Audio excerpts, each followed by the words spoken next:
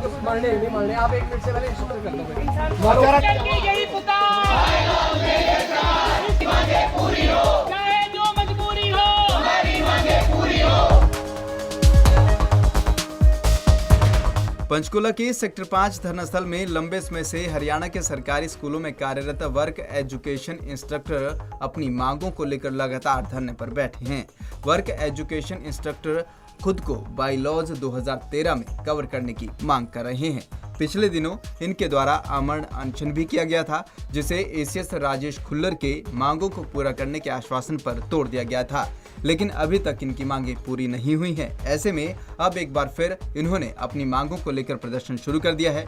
इसी कड़ी में आज पंचकुला सेक्टर 5 धरनास्थल पर भारी संख्या में वर्क एजुकेशन इंस्ट्रक्टर्स पहुंचे और मुख्यमंत्री आवास चंडीगढ़ के घेराव के लिए निकले थे, लेकिन पंचकुला पुलिस द्वारा धारा 144 का हवाला देते हुए इन्हें धरनास्थल पर ही रोक लिया गया, जिसके बाद सभी प्रदर्शनकारी वहीं सड़क पर बैठ गए और लगातार बाईलॉज 2013 में कवर करने की मांग करते रहे।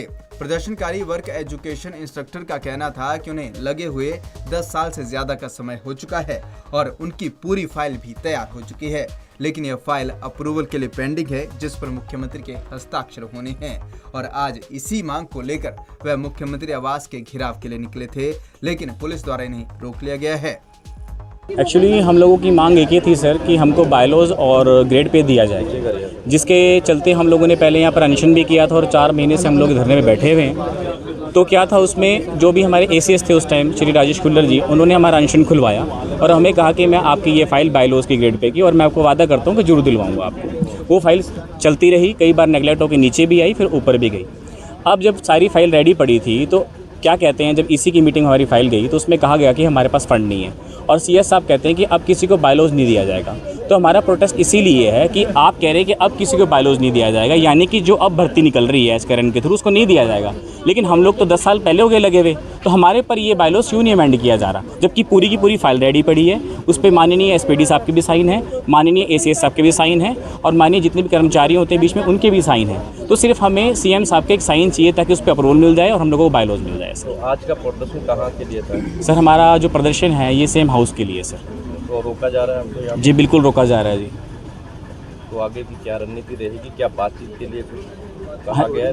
हाँ जी, हमने कहा है कि हमको सीएम साहब से मिलवाएं। तो जो भी मजिस्ट्रेट अभी बात कर रहे हैं कि सीएम साहब से मिलवाते हैं आपको। अगर हमको सीएम साहब से नहीं मिलवाया जाता हम आगे के लिए कुछ करेंगे शांतिपूर्वक। हमारा कोई भी इरादा नहीं है, बिकॉज हम लोग टीचर्स हैं, लेकिन क्या करें 13,000 में साहब किसी का घर नहीं चलता, तो हमें सड़कों पर उतरना पड़ रहा है। प्रदर्शनकारी वर्क एजुकेशन इंस्ट्रक्टर का साफ कहना है कि जल्द से जल्द उनकी मांगों को पूरा किया जाए और जब तक उनकी मांगों को नहीं माना जाता है वे शांतिपूर्वक अपनी मांगों को लेकर प्रदर्शन जारी रखेंगे। पंजाब केसरी टीवी के लिए पंचकुला से तारा ठाकुर की रिपोर्ट।